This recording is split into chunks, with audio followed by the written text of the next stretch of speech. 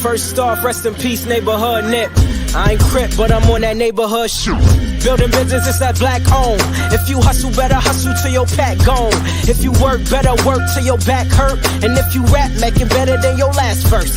Yeah, more lyrics. Stick and move, Javante AJ, El Presidente, Eddie Kane University. Hill gon' heal, regardless. You, Buchanan, Bethel High School, by way of 3-Man Weave, LLC. Michelle, producer, based over here. You can catch this wave from the Marlins to the Mariners. Doing things you can't believe. It's the 3-Man Weave. Jig is up. Jig is up. What's good, people? You got your favorite guys back. We back with a brand new episode. It's episode 170. It's your favorite pod. Mm-hmm.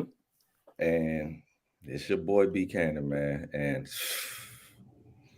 I'm a Commander fan, barely. Who else I got with me?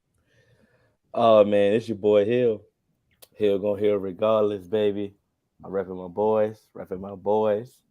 You know, I'm gonna ride for my guys to the end.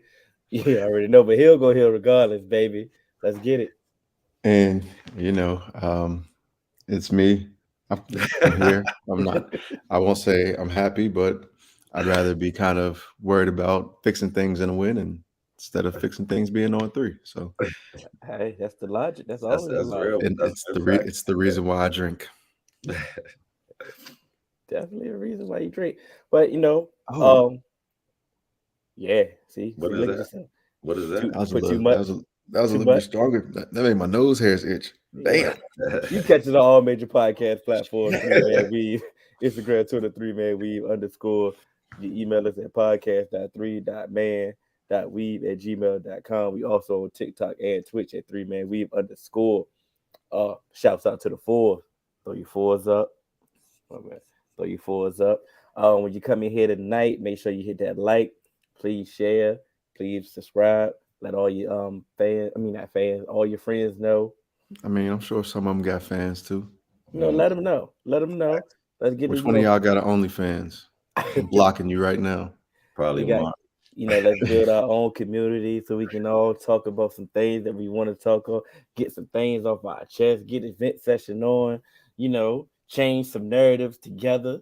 You know, let's do that as a big community. Let's do that. You know, we don't need the major networks for that.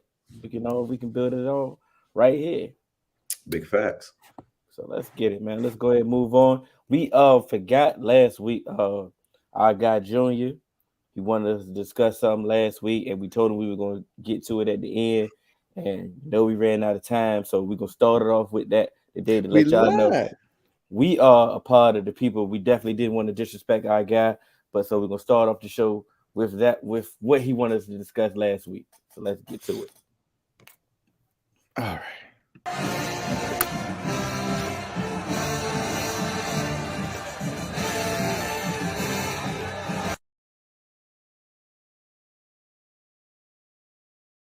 All right, so this video has been circulating on the social media networks of a young lady. She basically brought, a dance team to University of South Carolina.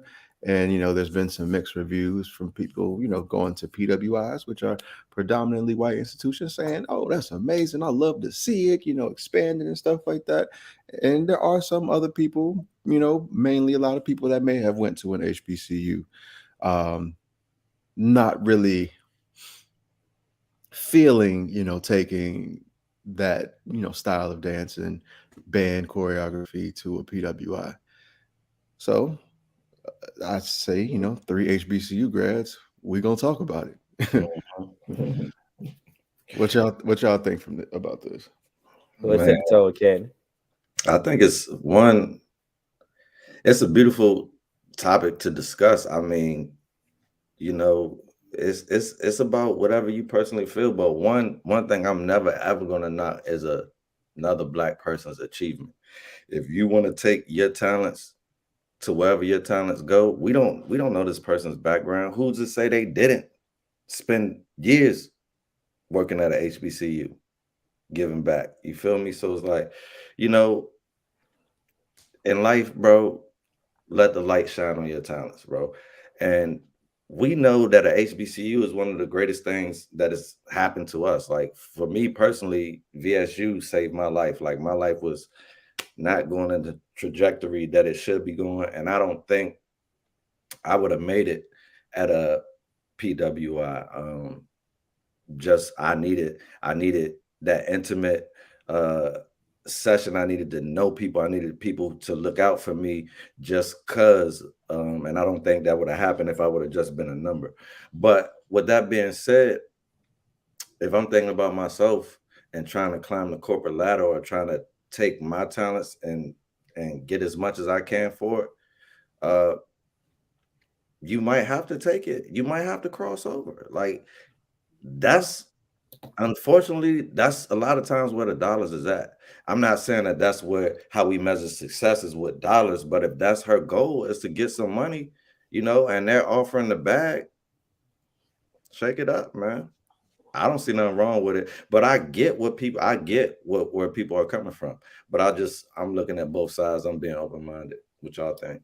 Like when I first seen it, I'm like, okay, all right, that's what you did. Really wasn't that big of a deal to me. I didn't care enough. Let me say that I didn't care enough. But then when I started reading some of the comment and the outrage of it, and I did understand the outrage, because what I'm not about to do is, if I'm not going to get the HBCU experience, I'm not about to take it somewhere else. You know what I'm saying? Like I'm not about to go. I can't even try to make it. It's gonna be a disrespectful comparison, but I'm not about to go somewhere and expect to get this result. Like put it like, I'm gonna just say it. I'm not about to date a white girl and expect her to give me authentic mac and cheese. I'm sorry. It's just I that I'm got going to, the blues. you know, I'm going to expect and cheese. a different brand of macaroni and cheese. Now, don't get me wrong. There are some that could possibly make a very good pot of macaroni and cheese. So I'm not knocking the fact that they can do it. Just like you said, your talent is your talent. But I'm not going, the point that I'm really making, I'm not going there expecting or trying to conquer or trying to change a different experience. I went here for a reason. I'm going to accept why I am here. And also, if I choose to go to this spot, I'm going to be here for a reason. That's all I'm saying. Like I said, predominantly, like I said, I chose HBCU for a specific reason. I went to a mixed high school. You know what I'm saying? It's cool. I love my high school. My high school was lit. But I chose the HBCU for my direct. I wanted to be with my people. That's just it. Yeah. So I'm putting up some of the comments here, and for me, I wasn't outraged. I wasn't, in a bunch, but I did have some things about it that I actually didn't like, and it's because I actually don't think that should have been done. And you made a great analogy, Hill, saying, when you want something authentic, you go where it's authentic. And to me, that is a portion of, kind of my frustration with it, because, there's a lot of people that talk about appropriation. There's a lot of people have to talk about how, there's nothing that is ours. And, also, we also have to be able to, as a collective, be like, hey, certain stuff, if like, come get it if you want it. Let's not just take it there and then hand it to them and allow them to just say, oh, look what we've done. Look at this is ours, without any, homage or anything of the sort, and recognizing it so it can't be commandeered and made to look like something else that is not.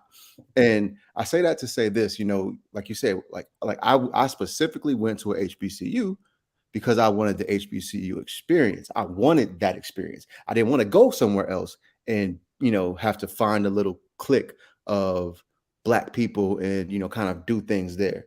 Like, to me, it's a part of the same thing. Like, it's fun. Like, one of my best friends, she graduated from Ohio State.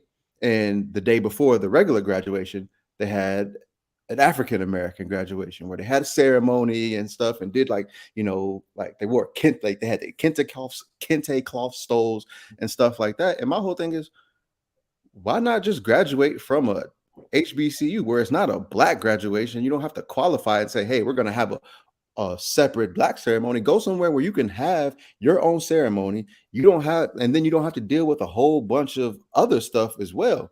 Where it's like, you know, the subtle racism that you face on those campuses, you know, certain microaggressions that you may face. And then, like Candace said, also feeling like, hey, you're just a number out there because it's a super large campus. And even on smaller PWIs, where it's like, yeah, you're not necessarily a number, but you are like in the extreme minority at a lot of these schools.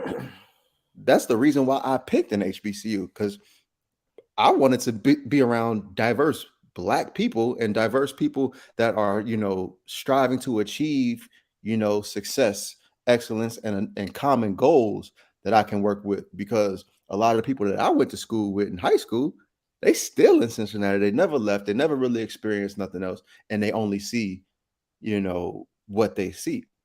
So to me, it's more so just like, why take something where there's, you know, tradition and, you know, anyone can go? Because for me, the one thing that I, you know, is frustrating to me is because I did make some, like, you know, you know, sparked the debate in the comments, because I said, what is, you know, at an HBCU tradition should be kept the HBCU tradition. You know, you see bands, you know, doing certain things and taking it, and that's fine, but it's not the original. So I don't think that you should, you know, try and necessarily start something there because you didn't get to experience an HBCU when you could have experienced an HBCU, because like black, white, whatever. Because guess what? In those times that, like this, like Eric brought up, he said that would have never happened in the 50s, 60s, and 70s. In those times that Eric is referring to, we weren't allowed to do that. Those people, if they want to get a band experience from the HBCU, guess what? White people can enroll, get grants, and everything at a HBCU. So I don't think it's necessary to take certain traditions and put them there because you say, oh, I didn't get the experience. No, you are more than welcome to come and get this experience. Yeah. And see, maybe I didn't research enough of the whole story, but I'm just looking at it at the coordinator, like the person who got the job, just trying to get a good job. She's a student. Yeah, she's a student, and she. But either and she, way, you know what I'm yeah, saying? Whatever she's trying to get, you know what I'm saying, get put on. Yeah. You know what I'm saying? So it's like, listen, I'm not gonna not take an opportunity that's good for me because other people think that I shouldn't, because that's stupid, number one. Regardless of how any of us feel. If this opportunity is beneficial to her, then she should take it. That's just me being a realist. Like I said, I agree with the points that you both made, and you all made great points, and a lot of people in the comments made great points, especially Aaron and Mark. But it's just like, listen, man, there's things in this world that's beyond our control, and it's like, for me personally, right? Like I do photography outside of here, and if PWI wants to pay me to do photography, I am going to take my talents there. Now, granted, my photography talents are not a HBCU tradition, so I understand. Right. I completely get that, and I 100% get all of the outrage. I'm not opposed to any of it, but Right. I do also understand where the individual is coming from too. Right. But one more thing that I wanted to say that was, you know, kind of telling for me is when you mentioned the opportunity. And that's one of the things where I kind of have, you know, a little issue, not with you saying it, but that's one of the things that certain people who have not gone to HBCUs and, you know, are black, down talk HBCUs because they say, oh, I'm going for the opportunities. I'm going to this PWI for better opportunities and stuff like that. When in all actuality, you know, you get great opportunities at HBCUs, you get great networking and stuff like that as well. And also, a lot of times it takes you to where you are, just because a lot of what you are in a classroom learning, you're on the same plane with those people. Like, it doesn't matter where you go. A lot of it is you as a person, your abilities to, you know, be a people person and things along those lines. So yes, you know, certain schools have the name recognition of, you know, a Stanford, Harvard, and stuff like that, but also HBCUs and Black people, we've given them a head start, and we're in these illustrious positions and in these conversations. So yes, those people may have a lot more higher up connections, but the connections that we do have, there's been a lot of no, I'm not talking to you. I'm just we having a conversation. So I think when people say, oh, I'm going for the opportunities, I don't really agree with that, because the opportunities are what you make it, especially something along this lines where from the research that I've done, this is like, she just started this majorette. It's not necessarily like she's not like the coach getting paid for it and stuff like that. This is just joining the band and eventually about it. She's of getting course. big exposure. So it's like 100%.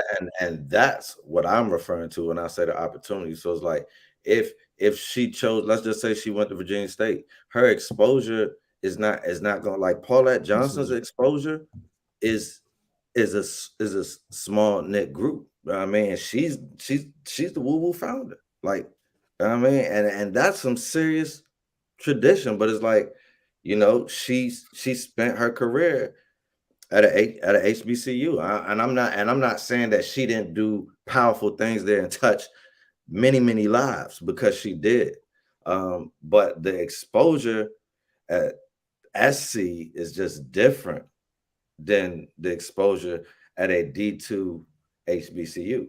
Now, you know what I mean? There are bigger, you know what I mean? You can go to a Spelman or a Howard and get a different D1 a D1 HBCU experience. So it's like, our experience that we know was D2, so it's different than going to some of these bigger schools. As far as you could be a number at Howard and be Black. You feel what I'm saying?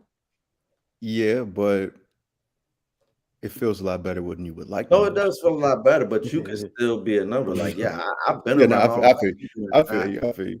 Felt welcome. You feel me? 100%. It's just, I mean, at the end of the day, we gave our opinion about the situation, but it's definitely not that serious. Yeah, it's not that serious. I like what Mark said in that last comment. If you could put that up there, AJ.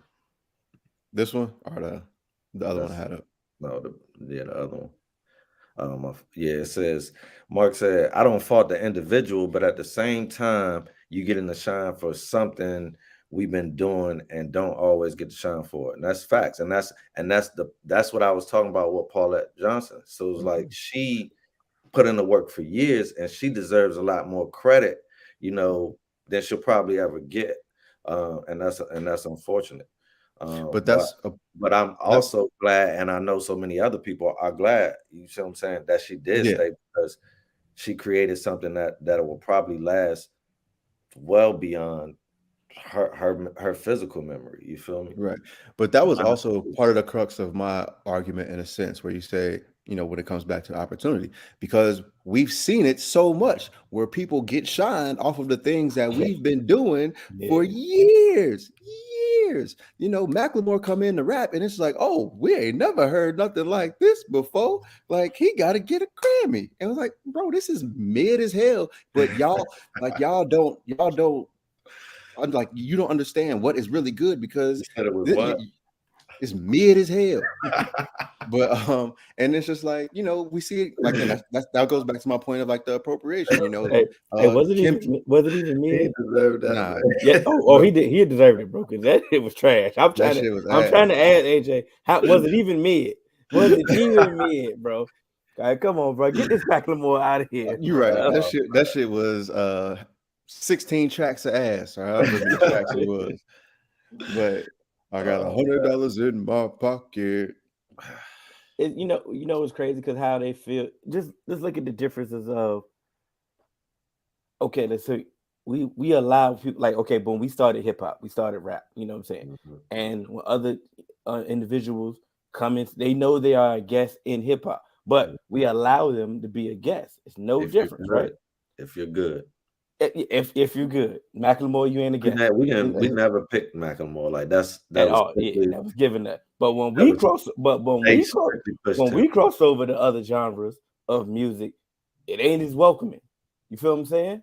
It's not as welcome. Think about all the backlash that Lil Nas X for making Old Town Road at first. They was not trying to have him in country music. You feel what I'm saying? It's not as welcoming when we They try was to at their cross over. quota. They already had. Yeah, they That gave us was Hootie. on They said They you gave got us Hootie, Hootie. we don't want them. You got I Hootie, you can't have no mean, more.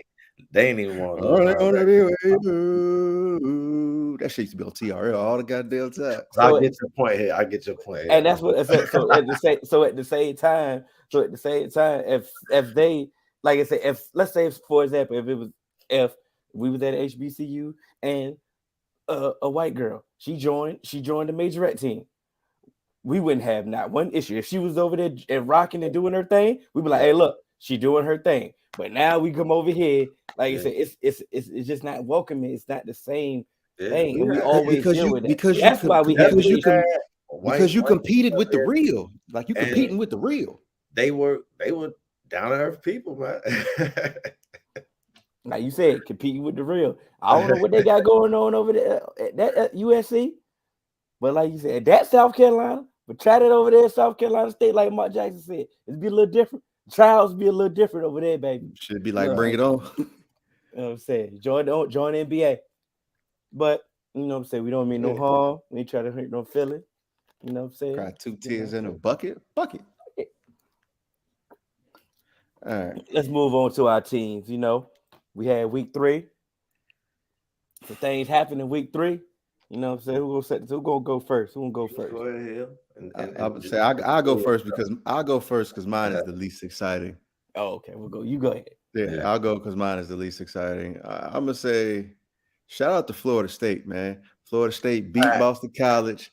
They finally ranked, man. We back, in that top 25. I felt like we should have been there last week, but we finally fucking here.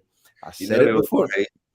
I said it before the season. This team could win about 8-9 games and really be in contention for ACC championship. I told Cannon just relax because he was starting to question Norvell. I'm like, hey, we gonna be good. Yeah, you did. You was right. Hey, and so we looking good. So we got a big one coming up, hopefully against Wake Forest and Sam Hartman. They coming off an overtime loss to Clemson. So it's gonna be a tough game. That was a good game too. Yeah, 100%. But as far as the NFL goes, man, we finally looked like we were supposed to look against backup QBs / Mitch Trubisky. And we finally came out with a win. The win came at a very, very nasty cost. Our best player on defense, DJ Reader, went out. Looks like a sprained MCL.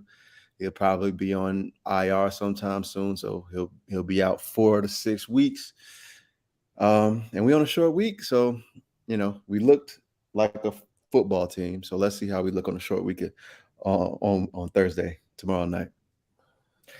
Can we talk about the boxing fights last Friday? Eric, we got you. If you can last to the end of the show, my brother, we're gonna definitely talk about it because we there was some definitely exciting fights that we definitely want to discuss.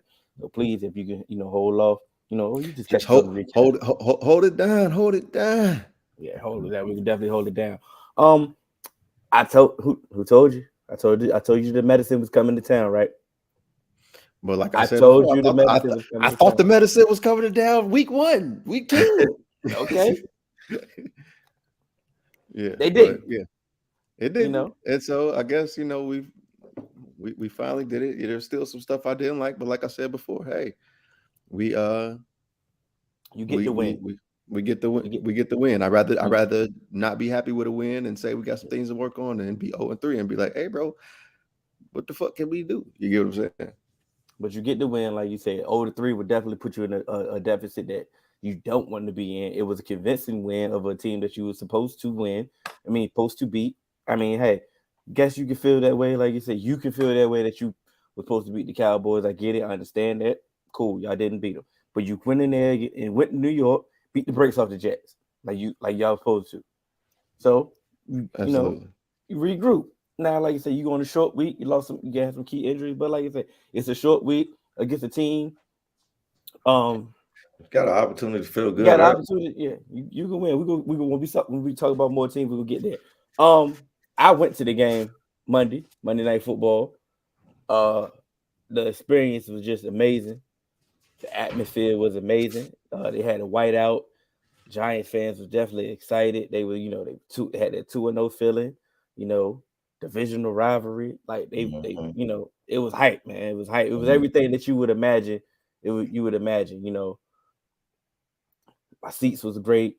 mhm. Like, you really, it was no complaint whatsoever. I mean, seeing them in person, it was crazy. Like, I had all the emotions during the game. Like I had the butterflies in my stomach before the game. I had the excitement. I had the Mhm. downtime. Like, oh man, I'm about to be sick. And then I had the excitement.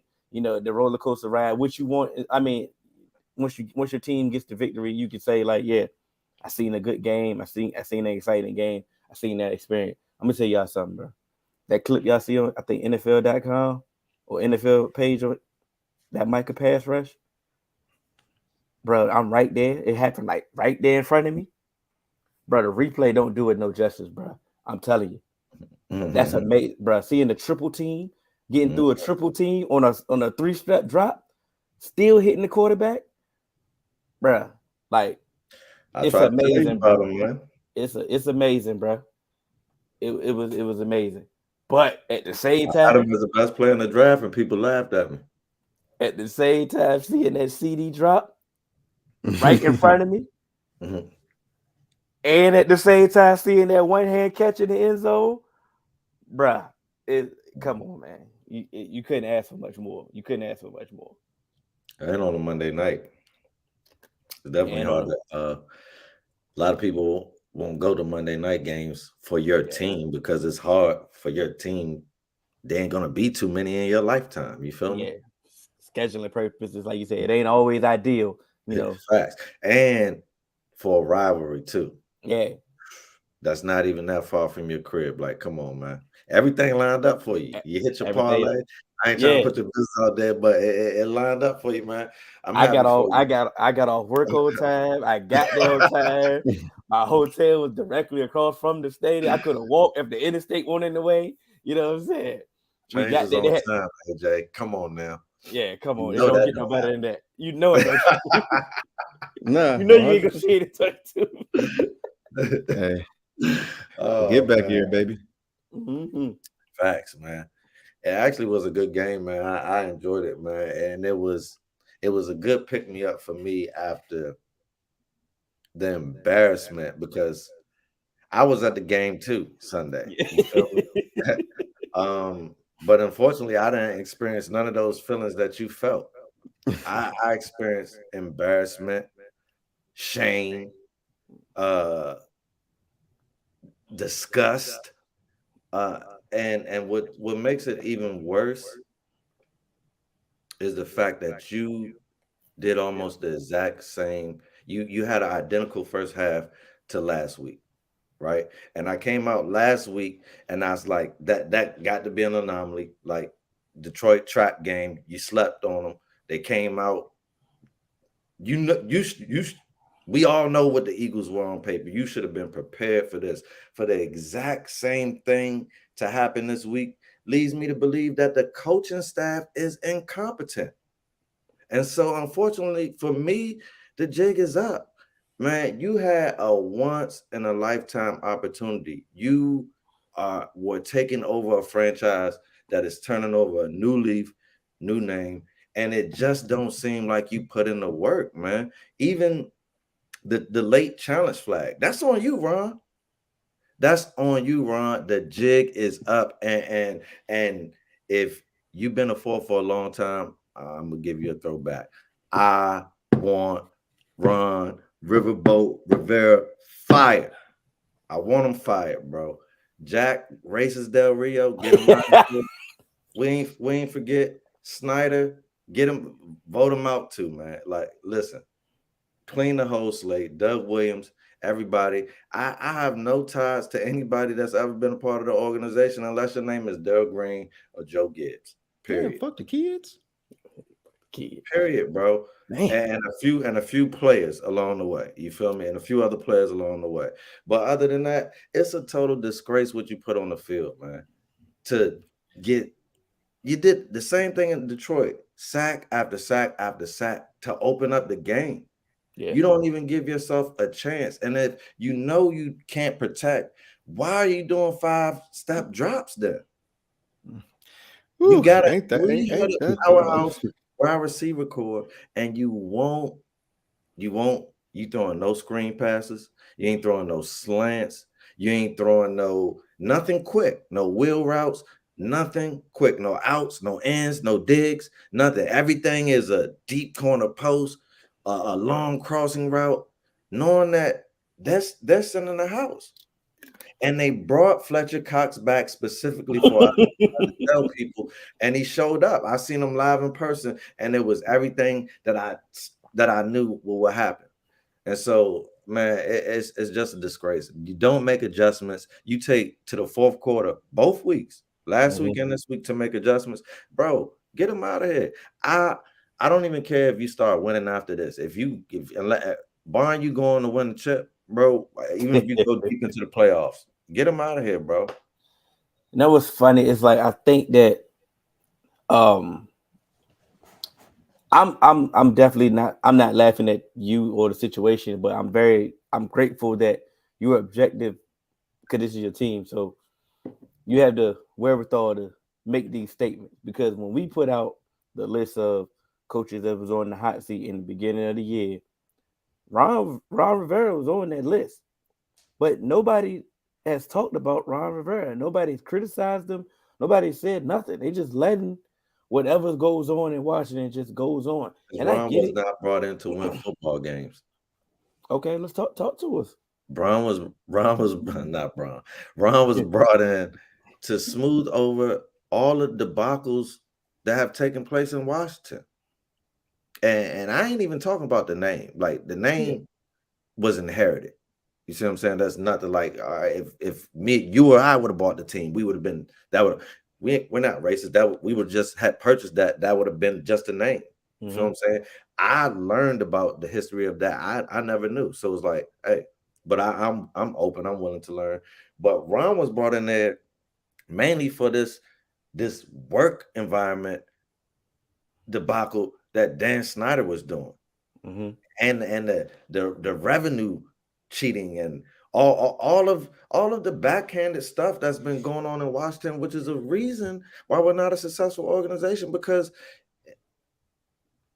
like I tell my kids, everybody know I work with kids. The world is a spin. It's spinning in 360 degrees right now.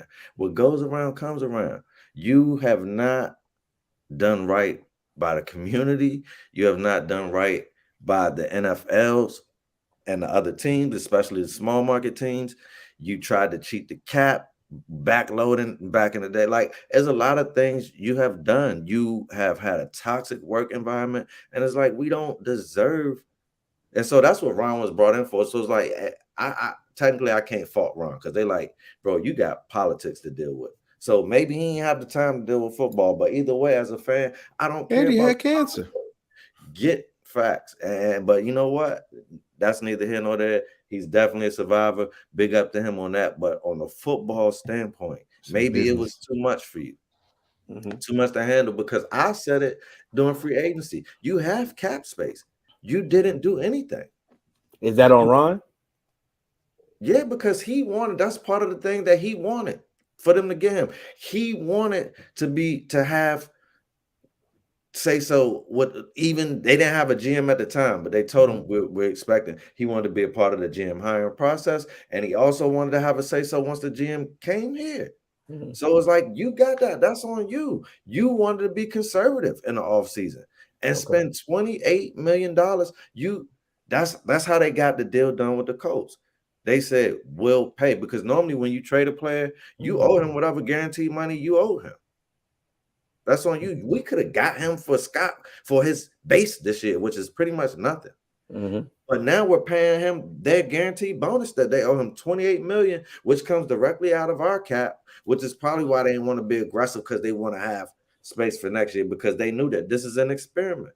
But why would you experiment on year one of your renaming of your? It just don't make sense, man. So like, I was barely hanging on. It's like, the only reason I'm here now is because I really don't like no other football teams because it's like I've built a dislike for them over the years. But it's like it's an insult to the fans. And then like just going back to the stuff that has happened at the stadium, like the people getting stabbed, the stabbing incident at the stadium, the sewage incident, just all of that. Like, bro, we haven't been, for our franchise to be worth what it is. Yeah.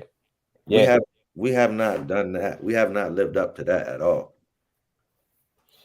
All right, my brother. So let's move on to the rest of the NFL. You know, everybody else did have a week 3. You know, a lot of regression to the non-mean. You know, I like that. Whatever that means. You feel me? I don't even know what the regular thing means. So I'm gonna heal, baby. You know what I'm saying? I'm throwing my sauce in it. But you know, y'all want to start? Y'all can start off. Y'all, some other games happen. I'm picking back. I got my notes. I'm just, So the AFC West. Like, I was gonna go there too. I knew one of y'all was gonna do it. Go ahead. Like, what is going on? I mean, we thought this would be a powerhouse. And they coming out looking like they in the house. or hanging with Mr. Cooper. One of the two. But it's like, which was better. That was a good way. Jay. I'm going hanging Mr. Cooper, yo. I about to say, I don't know why you oof. It was an easy decision. I know. But for me, it's just like none of the teams look like who we thought they would be.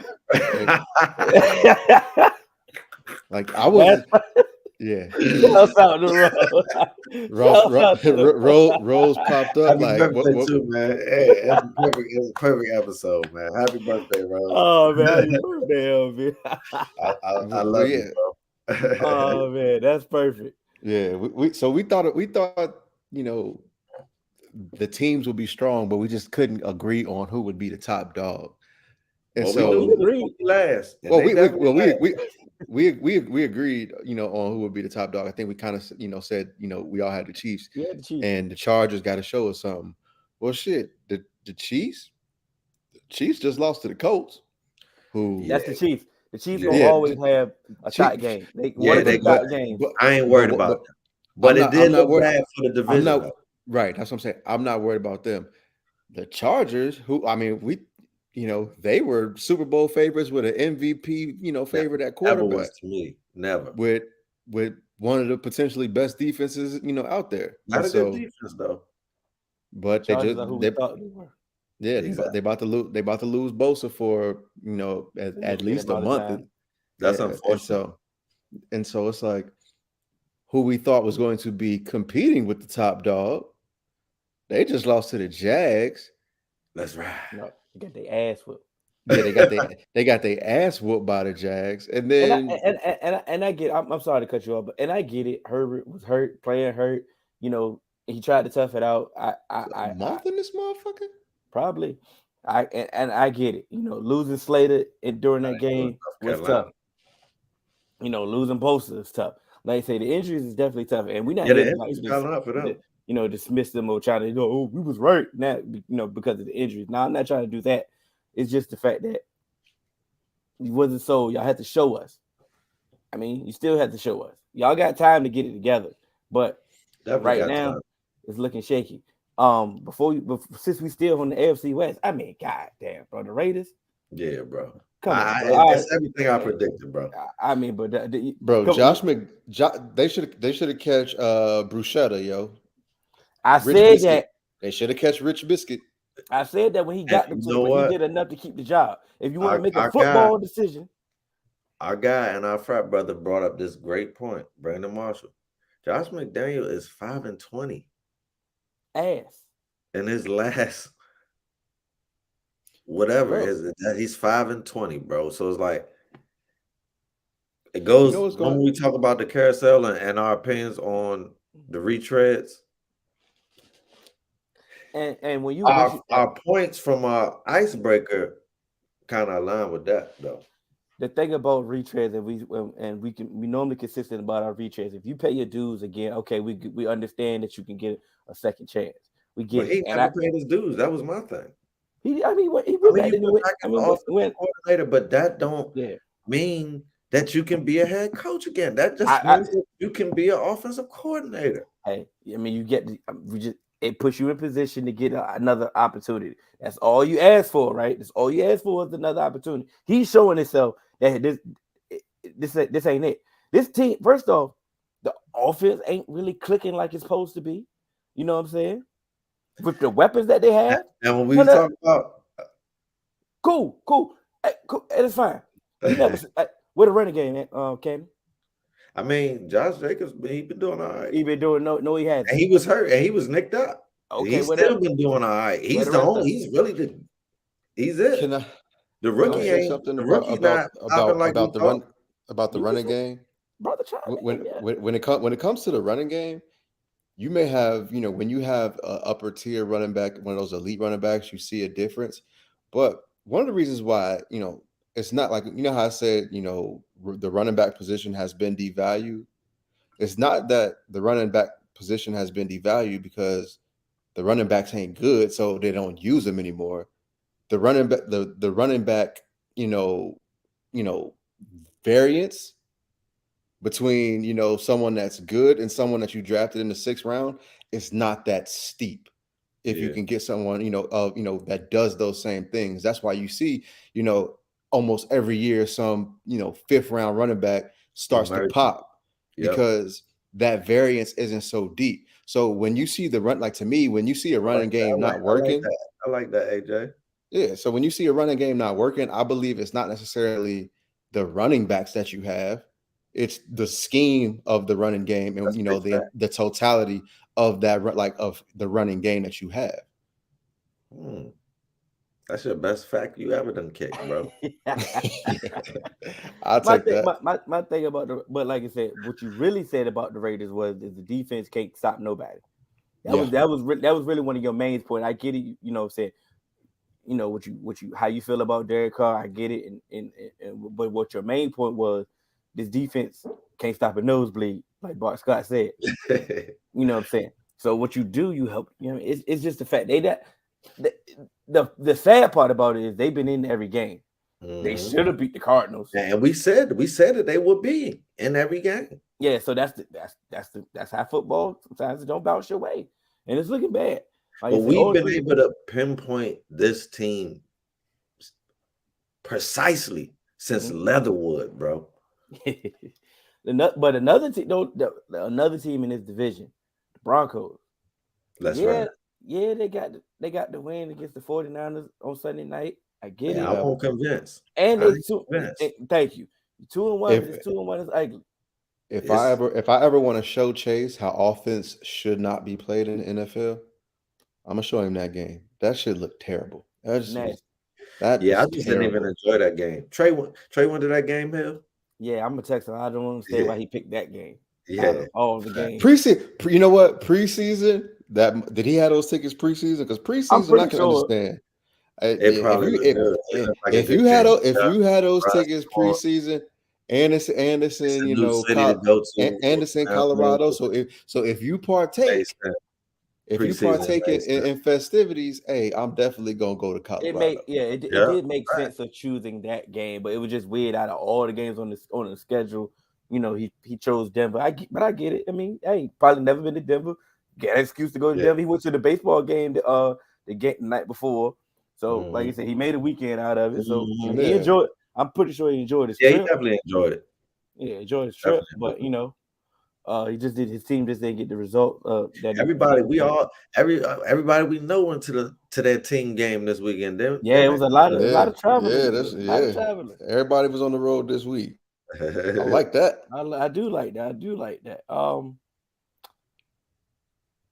What I was about to say. Shouts out to the Jags. Yeah. Shouts out to the Jags, man. The Jags got a real coach. That's what they got a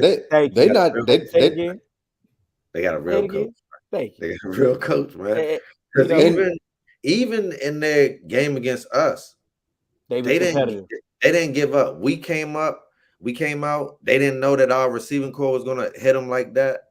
They didn't lie down. They almost came back and won that game.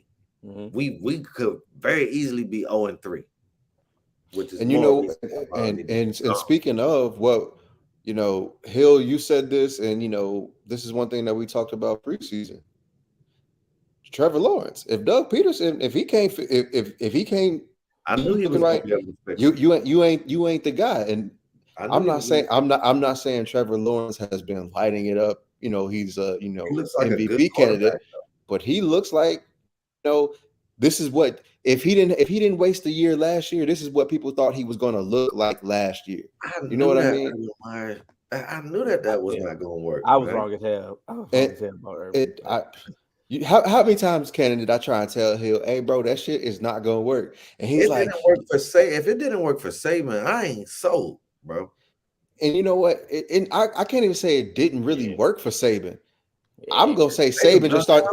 he lied to us for weeks, said he was taking the Alabama job. But here's the thing: it's not that it didn't work for Saban. Saban was like, I just don't like this shit. Let me go back to college Yeah, I where mean, I can for real get the power. Saban's point, Saban actually had been in the NFL with the Browns and Belichick before, Right. anyways, and had a lot of success. So It's just And the that's one of fact the reasons that why I told him. Well, go ahead, my fault. no, it's just the fact that it's like, and I see Eric woke up and he was like, hold on now. It's not that we're praising the Jags and like they're about to go on this amazing run. It's just the fact that they look like a football competent team. Like and they're I supposed told to. Eric this preseason, man. But you gotta think, you know, he's scoring, bro. Like he's seen a lot of He bad, definitely you scoring. know, He definitely scoring. you know, so it's like, you know. Yeah, we ain't got too much more. I mean, I watched definitely picket time in Pittsburgh. Man, we stole my all right. We gonna go there. Eric's fault. Blame Eric, man. Yeah, let's go there. Let's go there. Yeah, go ahead. But come on, but can I get my theme music, sir? Because this was Go ahead. this was my factor cap, brother. Oh, my fault. Damn, you know. That's why I said I was mad at Eric. Eric jumping the gun. We gotta send him the Hey, that's pre-production. P-Town, man. P-Town. Great Hold minds on. think alike. Hey.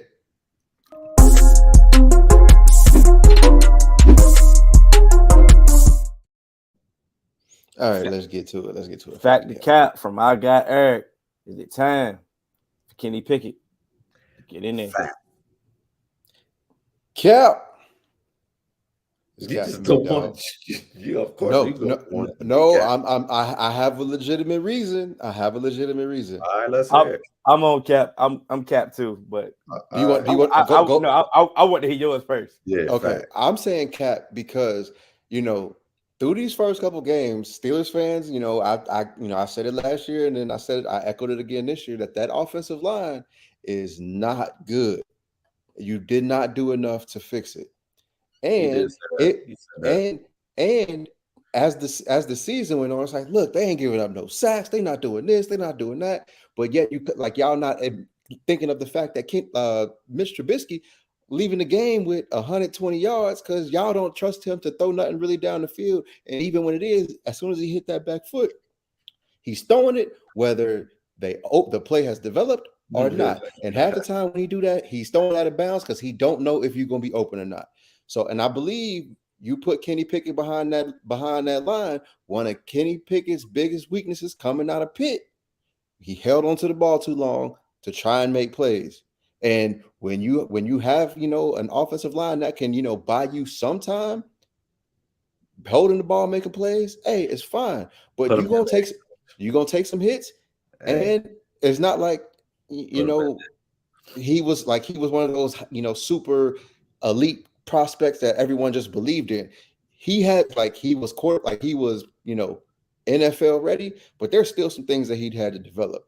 And if you're not going to be, if he's just going to get his head kicked in, feed him to the wolves. Be careful. I want to see it. Be careful. That's all I'm saying. See it. And I think you should hold him. Mitch ain't doing anything to help my fantasy team. So get him out of there, bro. 3 weeks. That's where it was going. It was either going to be a Madden reference or football. I knew you got to start doing cannon over and unders. Cannon over and unders. I knew it was ulterior motive for me, and I didn't know where you was going with it, AJ, but I'm glad I let you go first because yours is totally different from mine. Nice. Last year we seen the offense, and we were like, oh man, they can't throw the ball down the field, and we all blamed it on Ben. We said Ben can't throw, Ben's arm and shot is all on Ben. I said, okay, cool, y'all got a point, y'all got validity. We knew Ben was done, we knew his arm was terrible, we knew this, so y'all got a point. Why is this offense still the same exact? You mean to tell me Mitch arm that bad too? We don't. I mean, the receivers are saying we want to throw the ball downfield. Mitch is saying they want to throw the ball downfield. Every playmaker, every playmaker is saying they want the ball down the field, and we're not seeing the ball get thrown down the field because of this damn offense. Because of this damn offensive coordinator and the game planning that they got going on. Of course, bruh, Matt Canada ain't it, and he ain't been it. Why? He had the excuse of Ben was done, and you really can't see the full evidence of this offense because Ben was done. Get him out of there. But now, like the jig is up. Ain't nothing wrong with Mitch. The jig is up. You right. Yeah. Now look, listen. I'm not vouching for Mitch. Like Mitch is good, but we can't even see. To be quite honest, like you said, AJ keeps telling y'all that. You right. AJ keeps telling y'all that they don't trust him to throw the ball. I get it's validity in that statement. I'm not taking it wrong. It's validity from Steelers when you listen to Steelers fans that saying, "Hey, our receivers is getting open and he not throwing the ball down there." So if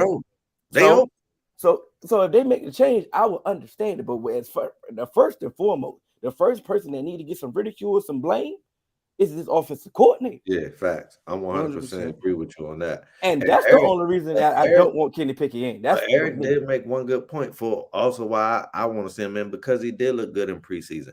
And I know it's just preseason, but in preseason he was letting that thing go, AJ, and he was not protecting himself and doing what was a knock on him in college. So it's like, hey, if you don't trust Mitch and Kenny looked good, and you have playmakers, what we got to lose, bro? And I'm not saying feed him to the Wolves because I don't think it's the Wolves. Like I've seen Mitch have time and just throw it away. Like, so it's like I don't know if he's seeing ghosts or he just not comfortable because of what Hill stated. His coordinator is maybe overloading him, maybe not getting on the same page with him. I don't know, but it don't look good. But it was for Kenny. I feel like it's fresh. When you're a rookie, you come in more open-minded. Mitch was with Chicago. Maybe it's a lot. You know what I'm saying? Switching over. So I don't know, but I want to see it. Yes, I do have ulterior motives, but if I'm being objective, I would like to see it. Especially if I was a fan at this point, because if the coaching staff don't trust Mitch, the players don't trust Mitch, then why the hell would I? I'm on the outside perspective. It's not like the players are like dissing Mitch. They pretty much dissing the offensive coordinator and the game plan. It's like, bro, we can't even the game plan not even allowing us to get involved. We already tied. We coming in the game with our hands tied behind our back. That's how they feel it, But once again, it's an outside perspective. Like I said, I'm not vouching for Mitch. Mm-hmm. Well, what I'm definitely not vouching for is offensive coordinator. If you're going to play the same exact scheme, it don't matter who back there. Yeah, playing quarterback, it don't matter. Yeah, the fact that NFL teams are not adjusting and just being so steadfast and stubborn into wanting to see their script work, or that's dumb as hell, bro. This is a chess game. Mm-hmm. Make adjustments. The people who make adjustments, Andy Reid, bro, one of the biggest adjustment makers, man. If he has a game plan that was running heavy and you come out and shut that down, he's going to make an adjustments. If he got an intermediate pass game drawn up and you shut that down, he's going to make adjustments, man. Like I don't understand people waiting to the third quarter, because I just don't understand it. Like a lot of these coaches that were on a hot seat, still remain. At some point, do we start putting the blame on Tomlin? The thing about it is, it still has been in every game. They won the first game. They won the first game. And that's the one thing. And if they still make the playoffs, then You know, they won the first game. They was in the game against the Patriots, and they was in the game against the Browns for a long portion of the game. It's like, so we in the game, so that's probably why they won't deviate from what they accustomed to, because they've seen it work. they're at least in the game. They're doing better than a lot of other teams. Exactly. So if I'm in the game, it's just like, okay, we can fix We this, just we can gotta fix tweak that, things. we can tweak some things. Like you Yeah. said, and it's only week 3. Like I said, about to be week 4. That's why I Things like can Brandon happen. Baker then, because you're in the games. Maybe just a Maybe different general maybe a might change is help. coming. So for But me, yeah. so what I was told, because I've had some issues with, the Steelers hiring practice, because I thought, hey, maybe we should get some more diverse candidates in here and give the opportunity. But Yeah. I was told he don't have a whole bunch of power when it comes to picking coaches. So But if he then don't when got power picking when they coaches, did make a hire, they act like he had all the power in the world. yeah, It's he cool. called. We ain't gonna beat the dead horse. Okay, We ain't beat the dead horse. We ain't beat the dead horse. No, I'm just saying, which one is it? Which one Our is guy, it? our guy in the group, he had a factor cap. We were supposed to start off with that one, but we can go ahead. We do it now. The one Perry. What's his real name? That's Juan, right? Yeah, the Yeah, Juan. yeah, But I call him Juan. yeah. He look Yo, Puerto guy. Rican, but he black. Yeah. Yo, guy. I'm Yeah. I'm on him. I'm on his head all week. He posted in the group factor cap. He said it was a repost, I think, from Get Up from Robert Griffin. It's Miami, the best team in the league right now. Factor cap. I'll go. It might It's a be. fact. Yeah. I was gonna say the same thing. I'm gonna Man, go cap, because by the way. I almost was right when Tua went out. Yeah. But then he came back quicker than he ever did, man. Hey, So somebody need to get long as he fined in for that there, shit. long as he in there, they looking real good. But what were we saying about this? At least I was even before, like when we thought they were gonna tank with Flores. Y'all knew. Technically, y'all technically we were both right. I knew that Flores was not gonna lay down, which he did not. And y'all were right about the organization. They wanted him to daggone tank, which is crazy.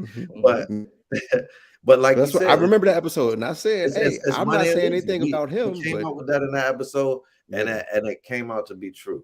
But neither here nor there. What we were saying is that on paper, that team was trending in the right direction under Flores. So it's like it only makes sense. You see what I'm saying? When you add the additions that they added this summer, you have the draft that they had this summer. It only makes sense that especially their division. You see what I'm saying? So it's like, you should definitely win your division. You should, be one of the elite teams. But the way, when Tua throwing 4 touchdowns in the fourth quarter and 6 touchdowns in a game, and getting nicked up and coming back and throwing more touchdowns. The wide receiver core is looking unstoppable. The run game is looking good. The tight end is looking serviceable. The defense is here. Like I don't. They're looking like the best team. The Which reason is why, sad, because I feel like that's Flores' team, though. That's what hurts my heart. the reason why I We see say it all it's a the time. fact. The reason why I say it's a fact is because of And the they two always teams, say that. the two teams that they've beaten. Of course, You went out there, I 100% get that. You beat the Ravens and you beat the Bills. Yeah. A lot of people had the Bills as Super Bowl contenders. Facts. A lot of people had the Ravens, coming back and being a contender in their division. You beat those teams. And you look at comparison to the Eagles look great. I'm not taking nothing away. Eagles. They play who ain't scheduled. You haven't played the caliber of teams. You've played Detroit. You played Washington. And I'm not knocking Detroit, because Detroit is a good team. But you haven't played the caliber of teams that Miami have played to this point. So if I will have to give it, I will have to give it to Miami. And that's why I say it's only a slight edge. It's no disrespect to the Eagles. It's just an edge, and it's only week 3. You know what I'm saying? Right. That's why I just gave him the edge. We ain't even we're not even a quarter through this thing.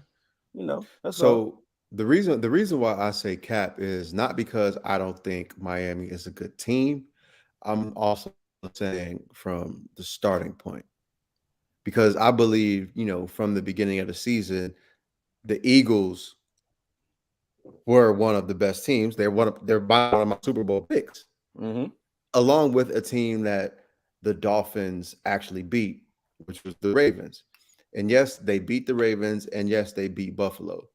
But the reason why, I understand, like we said, you also going off who you've played. But for me, I'm also kind of going with circumstances as well. So I believe that the Eagles have been the best the best team, and that was even coming into the season just from their accumulation of talent, Yeah, that and and is serious. and who I believe them to be, especially coming off of last year. With Miami, I've seen teams, especially from up north, go down to Miami in September and lose just because of the weather. Because playing football in 90 degrees is different. Mhm. And then also in that Ravens game, I've also seen teams get up big and then play not to lose and then lose. I've seen it with the Bengals my Trash out entire life. So I'm not saying that they didn't deserve to win because they kept their foot on the gas. They made those comebacks, they made the plays, but just the consistency of it, I want to see more. So I'm not saying that they're not one of the top teams, just not putting them up there yet because the distance traveled. I believe that the Eagles were one of the top teams coming in. So I can't do like I'm not just gonna go ahead and supplant them because someone that we weren't expecting has made a rise. For me to like it's like boxing. Yeah. To I get a respect. decision, to get a decision on the champ, it's got to be decisive. So they're Yeah. like, so those questions that I have with with Miami, I need to start seeing them answered a little bit more. And that just comes with a couple more games and a couple and some more consistency. And I also don't. But the one thing to add to your point, I don't. You know how I feel about Tua's health. If I don't know if they could sustain that without Tua. Yeah. So it's like that's the biggest thing. Can he be healthy all year? We have not seen that yet. So it's like for you to be the best team, you're gonna have to be available. And Jalen Hurts has done a better job in his career, collegiate and professional so far of being more available. Come on, fools. Put y'all factor cap in there before we move on. Um, y'all got one before we I'm gonna answer this one while y'all think of yours.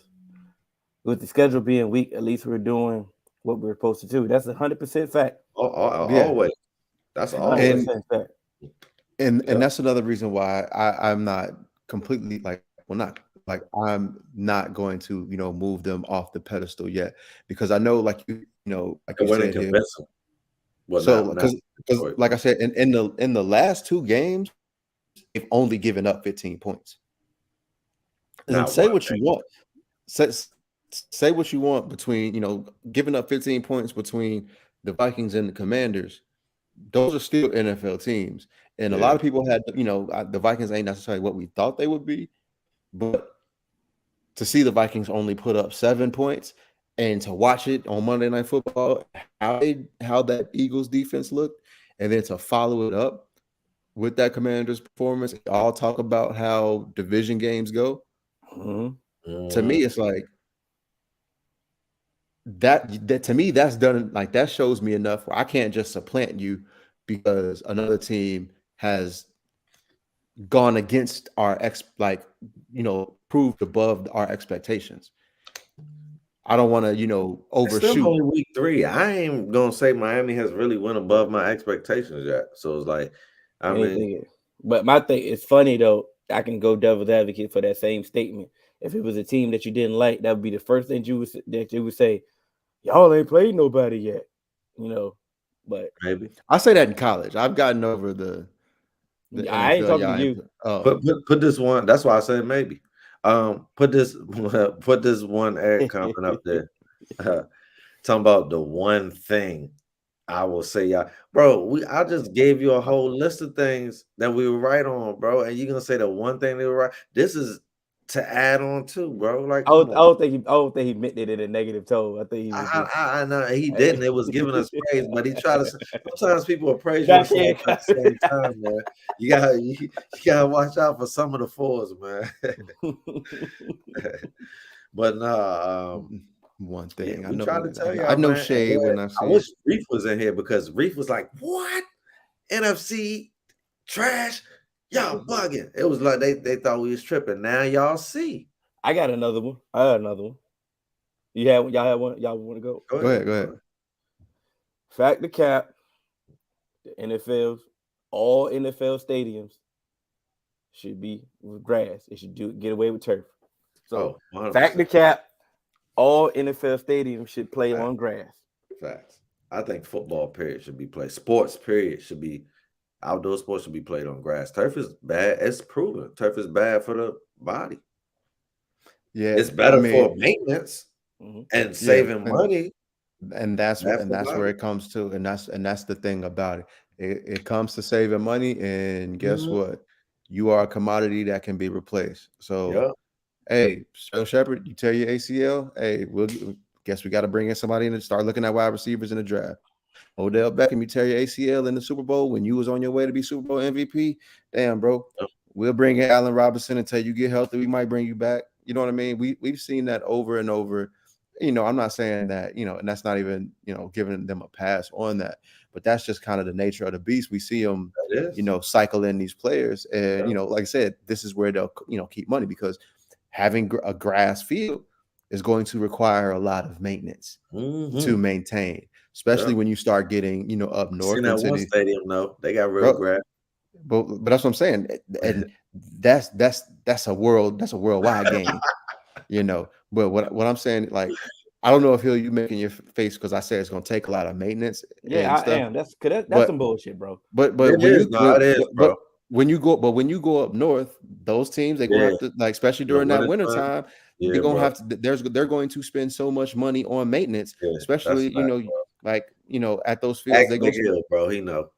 And grass maintenance, bro. That joint costs money, bro. And especially in those cold weather, like that, the drainage for that is not the same as it is on turf, and so you're gonna get a whole bunch of games canceled. And then also with that, sometimes when it gets into those sloppy weathers and you got grass, you might get injuries from that too because of how that grass reacts when it's wet. But another thing about turf that don't get publicized about, it's not just a soft tissue injury. There are a lot of eye injuries from this turf because they put the rubber pellets. Yes, bro. There are a lot of eye injuries and infections. Like that's like Alex Smith had them joints in his open wound, and that was some of the problems. So it was like it's bigger issues with turf than just the soft tissue injuries. Like it's really not that safe to get in your mouth or any open cuts that you have, like anything. Pause. I made that face because, like I said, I'm sitting there listening to AJ was like the maintenance of it was going to be strenuous and all that. I'm sitting there like, bro, we talking about $1 billion industry, bro. Like, I'm not trying to hear that excuse, bro. But if every stadium was grass, like you said, that would be hundreds of millions of dollars worth of maintenance, bro. Like, all I'm saying, Arizona got grass, right? But like you said, it's $1 billion industry for a reason because they cut corners in certain places, and that's one of the corners. Is one of the reasons where they cut. Arizona has grass. Yeah, but they have a high-tech stadium where they can move their joint away and outside. They're spending the money. They live in a sunny environment, like AJ said. It's not up north where the grass is going to stop growing at some point. You see what I'm saying? They can put theirs outside when it's raining. They can put it outside to get some sunlight. They can do whatever they need. They have a retractable grass field because they spent the money of the maintenance. They did. That's why I said just like that other world stadium. But here's the money also. But also, not every city has an owner who has the finances to just go ahead and spend the money. And a lot of that stuff will go on to the city and the taxpayers, and that hurts the citizens. And so that's why a lot of this stuff don't get done also. So I can't just say, oh, because he's the owner. Some of these, like, they can't do that, especially up north. Facts. I get it, man. Bro, we'll have to agree to disagree.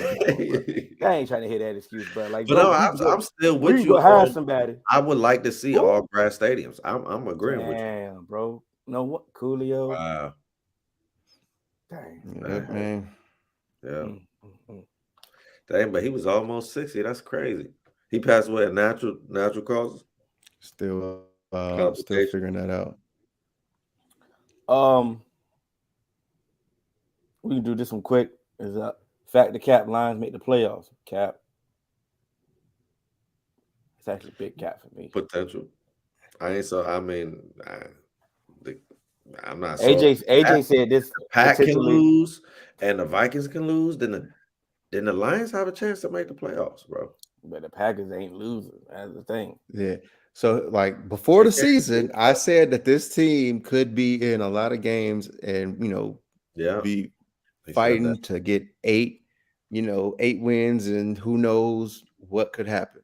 Breaking news: he hit it. He tied the record. Aaron Judge. All right, go ahead. My fault. So, Real breaking news. No ticket tape.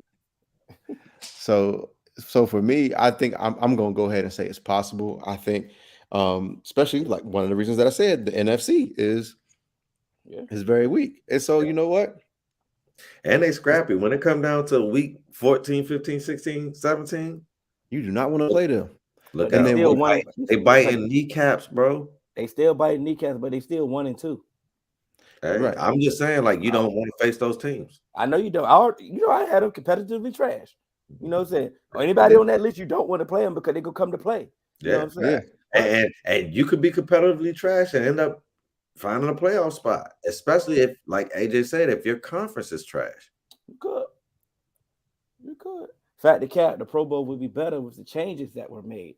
I believe so. Fact.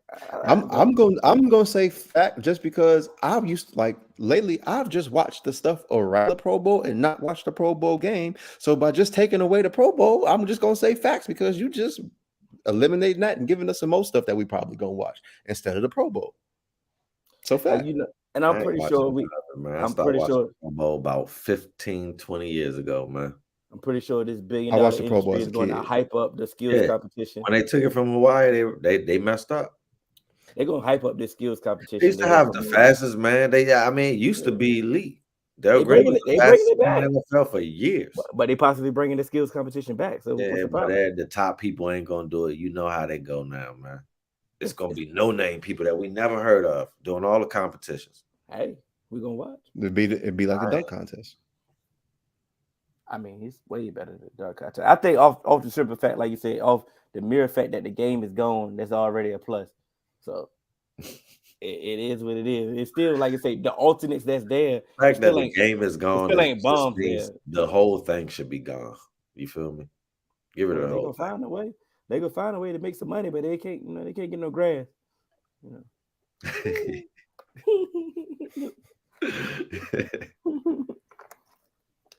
Oh, before we move on, I hope y'all prepared. Y'all know for Jehovah's return. Because if you're not, come on, sister. Quote. Y'all know football about to become subscription based. What? Y'all know football is going to become subscription based. I got all the soon. I got them all. I know. I'm just trying to get everybody prepared. It's the world is becoming subscription based, and that's what I'm saying. But we're not accustomed to the NFL being subscription based. Long as Fox got the games and NBC, we're gonna be straight for a while. But you know what? Okay. That's why we got Thursday 3-man. That's why based already. Look, that's why we got the 3-man weave Facebook group, because when it becomes subscription based, hey, who got that CBS app?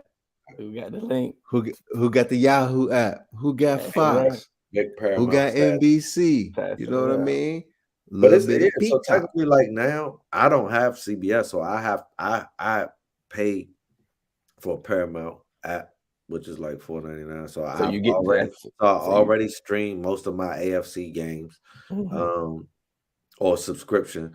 And if you're watching Prime, like if you're using Prime, which I think everybody is now, you're paying for the subscription. You ain't paying for football. You're paying for your packages and stuff. Yeah. But that's what your football is included with now. So you're paying for football. So it's actually here. But NFL Plus is now is here this year.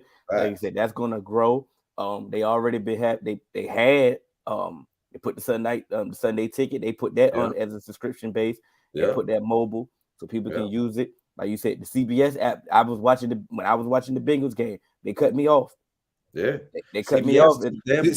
So every What I will say, Major CBS cable lost like providers. during that Bengals broadcast, like everybody watching lost the broadcast. It wasn't like because of subscription. So Because Mine told me CBS specifically. is not, because their war is not with the subscriber or the customer. Mhm. Their war is with the cable providers. They have not agreed over the last. Yeah, I don't know if y'all remember, but they pulled them from Xfinity Live when I was with Xfinity. Yeah. They pulled them, like it was like you can't even get CBS if you wanted it. So it's like that's why I have the Paramount app. That's why a lot of people have the Paramount app, because some of the cable providers just don't even offer CBS no more because they wanted to charge way more for their programming than what the providers thought that they were worth. But but the primetime games is really what's going to happen too. Because think about it. They Peacock definitely Peacock going to have the Sunday night game.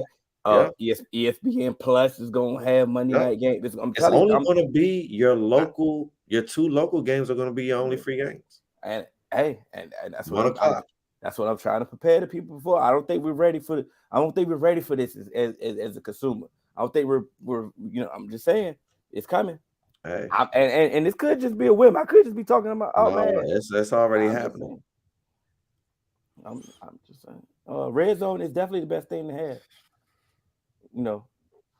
I agree. I go to a bar and let the bar figure all that shit out. I feel you. Red Cup game. I feel you. All right, man. We had NBA Media Day was this week, yesterday, this week, whatever. And it was interesting. A few teams. We answered a few questions. They left us, because you couldn't hide in Media Day. That was the beauty I think we got from it. If you had any type of controversy in that off season, Media Day was the question was asked. You know what I'm saying? I'm sorry, Boston. Y'all had y'all controversy a little earlier. You know what I'm saying? Oof.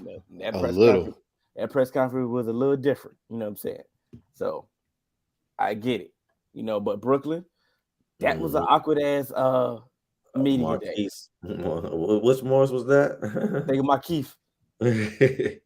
Markeith, but he said something real. Yeah, he definitely said it real. That was some real shit right there. You take some time to figure it out. Right? Hey, KD, you know how KD do. He a straight shooter when it comes to some of these media questions. You ask him something stupid or something, he give you a real answer. Kyrie didn't duck no question. He liked the Bill Belichick of it. Kyrie didn't duck no question. Ben Simmons was there. Is he playing this shit? Yeah, he talking. He actually talking, showing his personality. So he always ready to play. No, we ain't never really. But this is my first. I ain't gonna lie. My first interview was listening to him on JJ Reddick. I'd never heard him talk before. I thought he was a mute. You know what I'm saying? Be quite honest, bro. I thought he was a mute, and I was always wondering how did he get girls. But I'm like, bro, how did he don't talk? He don't show no emotion. What Eric talking about? What LeVar Ball was right about? LiAngelo. I think LiAngelo on the Hornets. He's on his 5th non-guaranteed deal with the Hornets. Like, we've seen this before. But how did Eric get there from what we were just talking about? Media Day, because he was there. He was taking pictures with his brother. It is what it did. Lakers was all happy and smiles and shits and giggles.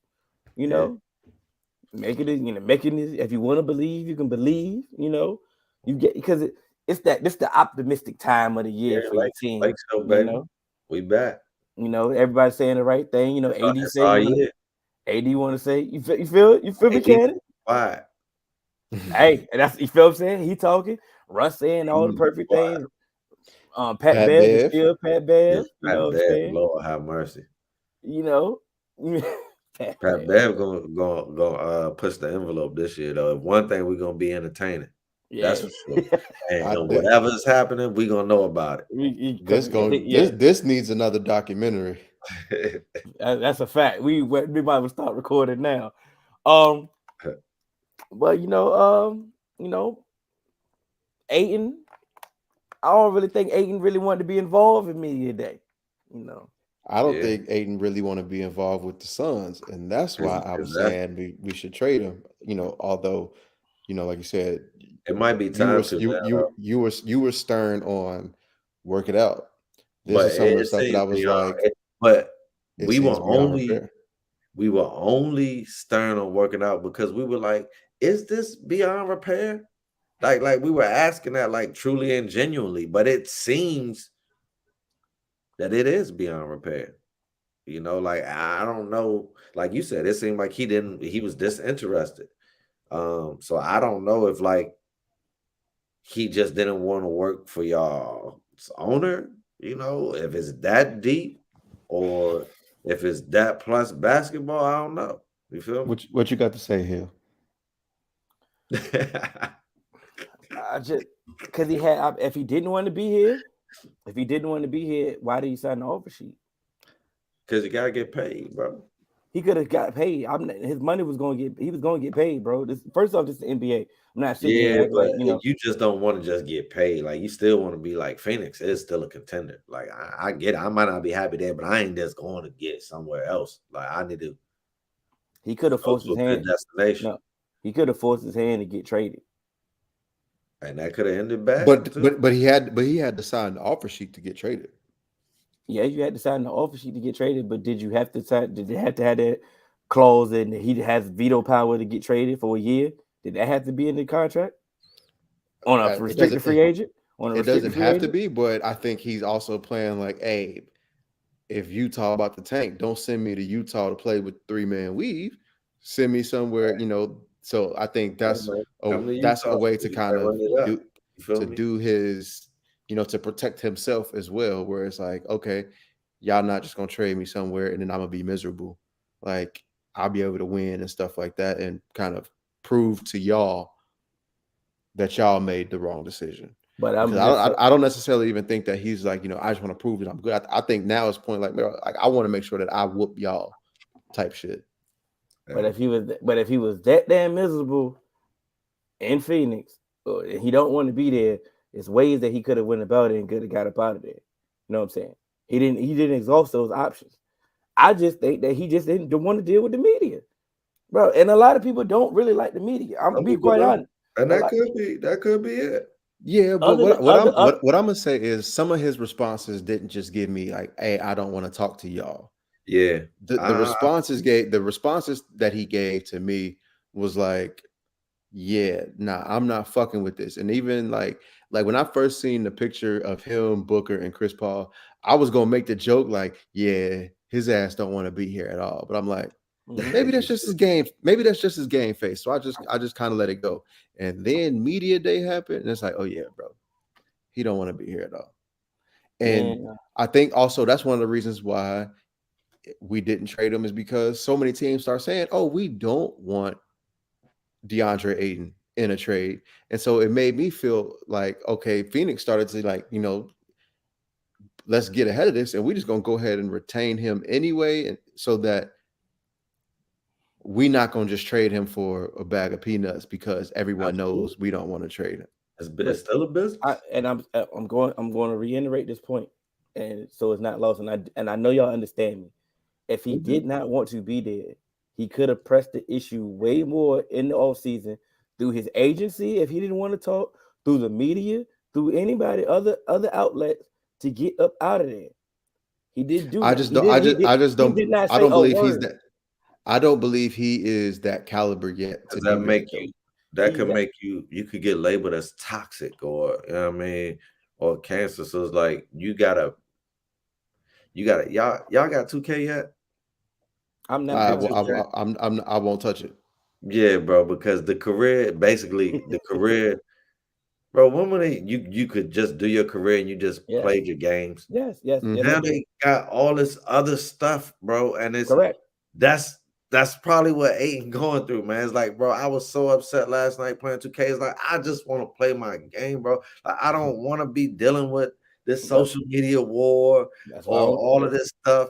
But that's the reality of the modern day game. It's like, bro, I they try want to make the game too real, but it's like he maybe like to AJ's point, so like no, so AJ, what do you mean he not there yet to do what? because if like if you don't want to be that guy forcing your way out. He's still a young guy, so it's like you want to appear to be a team player. So it's like, all right, even when things was bad for me, I still showed up and put my best foot forward. You feel me? I'm not gonna be the guy saying I want out, forcing my hand. You feel me? That's bad for business. I can't once You don't like no, holdouts. no. Hold. Correct me if I'm wrong. And I'm on the outside here, so this is directed to AJ. All the negative reports came out of Phoenix from who? They came from Phoenix. Right. You feel what I'm saying? So if you didn't want this man, y'all did all this talking about, y'all didn't want all these rumors and reports of signing trades and all this. All that came from Phoenix, though. So right. like but all he had to do was like, okay, cool. Y'all don't want me here. I can let's acquiesce to that. I don't have to be here. That ain't him. So, that ain't him being negative. That's not him being what I will say, a team player. That's him responding to y'all negative reports that y'all are putting out. Correct me. So what I will say is the reports weren't necessarily we don't want you here. The reports was the Phoenix isn't going to offer him a max contract. They weren't going to offer him a max contract because they didn't see him as a max player. To me, that's business. And then when it comes to that business, if I don't see you as a max player and the league doesn't offer you a max, like they don't offer you that max deal that you were seeking, is that, a bad report, or is that just good fiscal responsibility from a negotiation standpoint? And from Ayton's standpoint, he can't let reports dictate his emotion.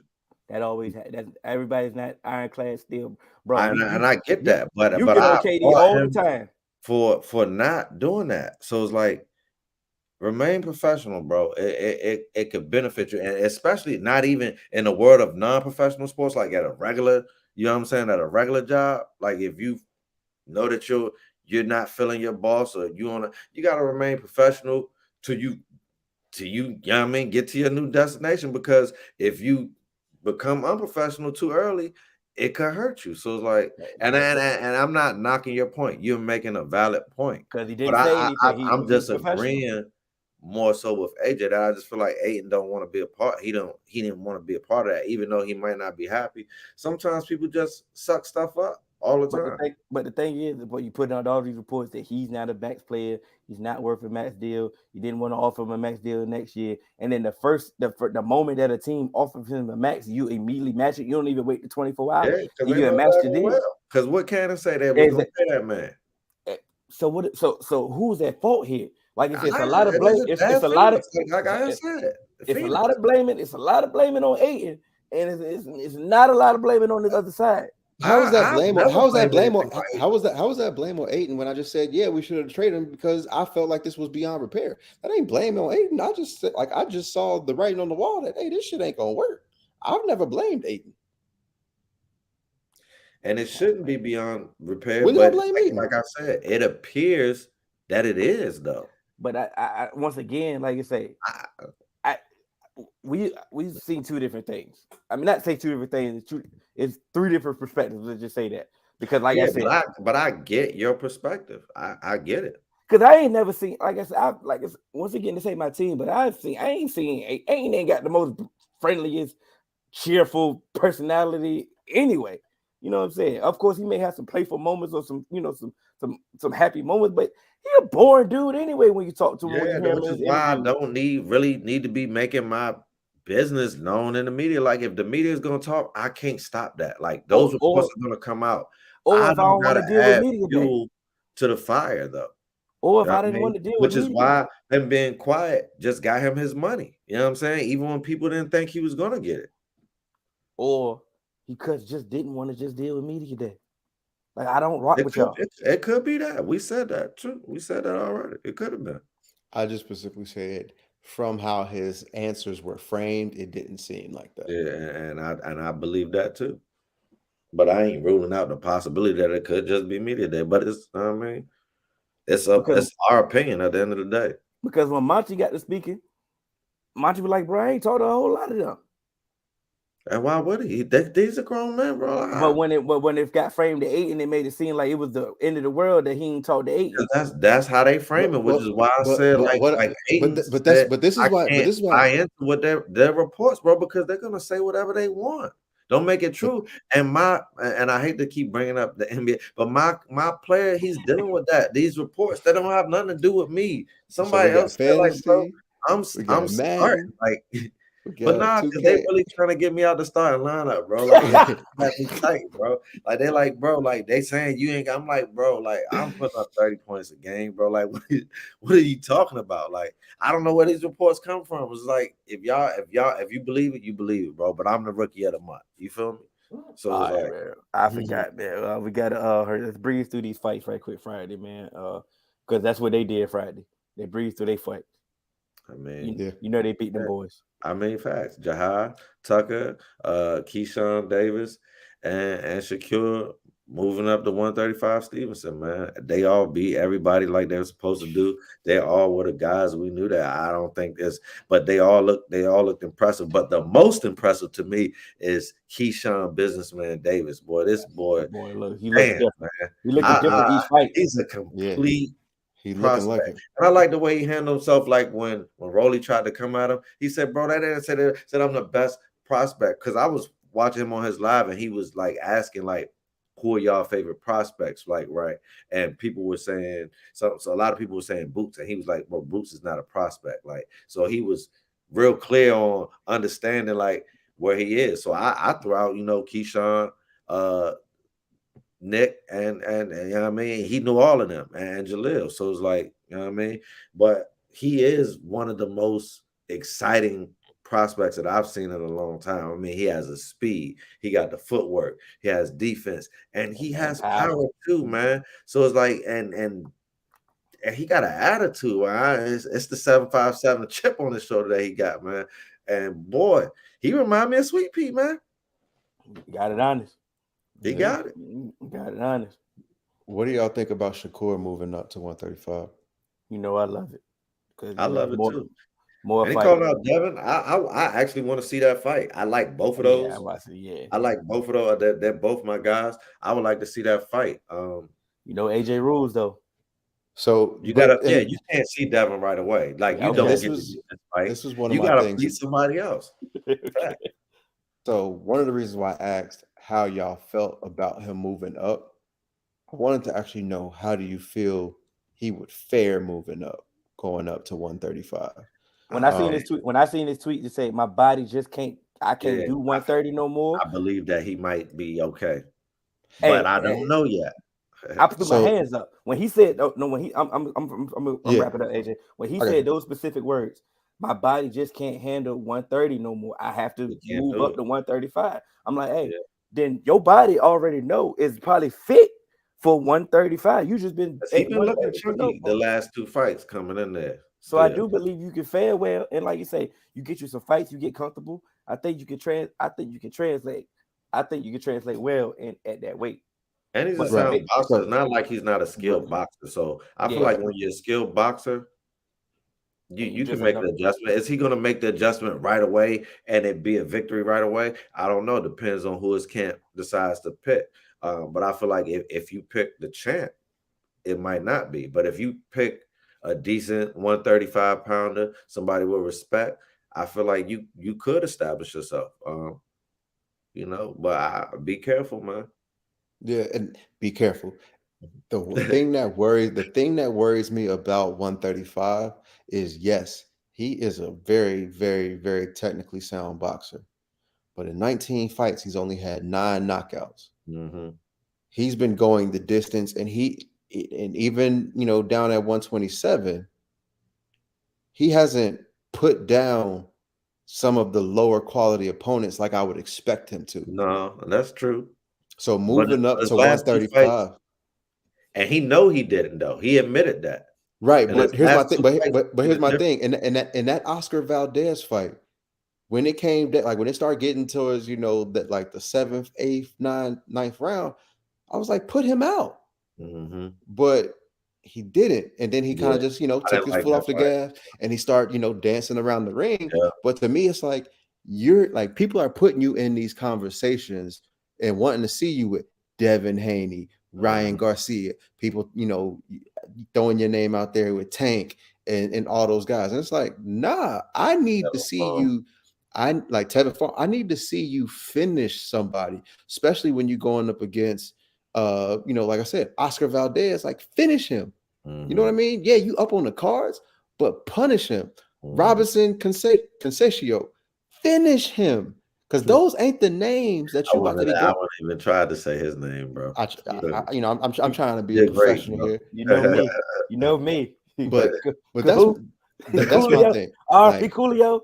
No. So like what I'm worried about is, when he's down there at, some of these, trying to build his name at 135, you know what? Okay.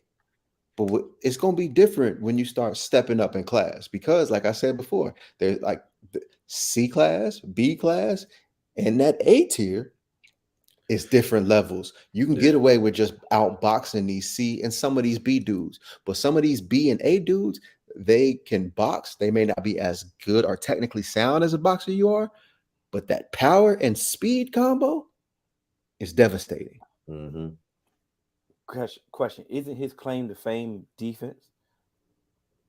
His claim to fame, yes. Like I won't necessarily say defense, because he can get lazy on defense as well. Because I seen a post interview fight. He was like, "I'm the best defensive fighter of all time," or ever. He tried to hype. He put some extra sauce on it. Yeah, but definitely put some if you're going to go up that part, if you're going to be that adamant about that, I'm going to go. That's why I asked you. His claim to fame, defense, right? So his defense not better than Canelo. But I know, bro.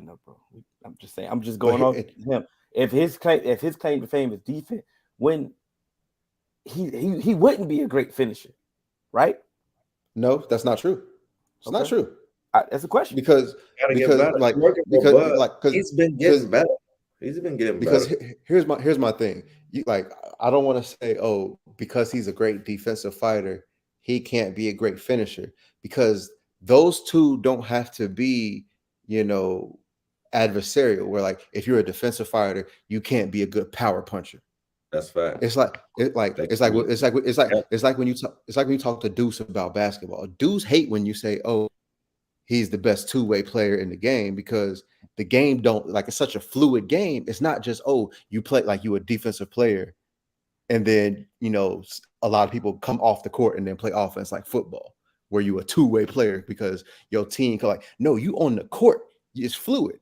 So so that's why what Candace said, his defense ain't better than Canelo's, his offense ain't better than Canelo's either, because those things play so much they tie so together, because it's just you versus you. It's my strengths versus your strengths versus my weaknesses versus your weaknesses. So yeah, I could be a good defensive fighter and you could be a great finisher and an average defensive fighter, and your defense is going to keep me off my toes enough where your power can outlast me.